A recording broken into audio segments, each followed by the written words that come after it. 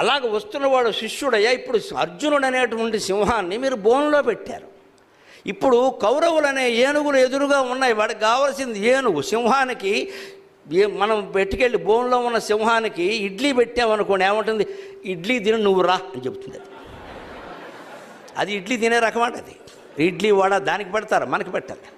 ఈ ఇడ్లీ వడ, మినపరొట్టి, పొట్టిక్కలు అన్నీ నువ్వు తిను, అప్పుడు నువ్వు రా, నీ సంగతి చూస్తా. నాకు ఇడ్లీ పెడతా పెట్టాయి బుద్ధి లేకుండా. సింహం ఇడ్లీలు తింటుందండి.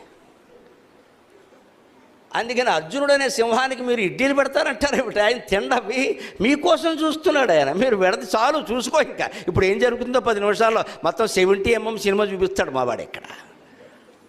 అది ఆకలితో ఉన్న సింహం, మామూలు సింహం. పైగా అవమానం పడిన సింహం. ఆయుధాలు ఎప్పుడు ఆకురాతి మీద పదును పడితే ఆయుధం పదును వేరు, అవమానం మీద పదును పడితే ఆయుధం పదును వేరండి. ఖచ్చితంగా అవమానం మీద పదును పడితే వేరుగా ఉంటుంది ఆ పవర్. ఆకురాతి మీద పదును పెట్టడం వేరు. ఆకురాయి మీద కాదయ్యా, 13 ఏళ్ళ అవమానం మీద పదును పెట్టాడు ప్రతి బాణాన్ని. ఆ బాణాలు గుప్పుతాడు అని ద్రోణాచార్యుడు నిస్సందేహం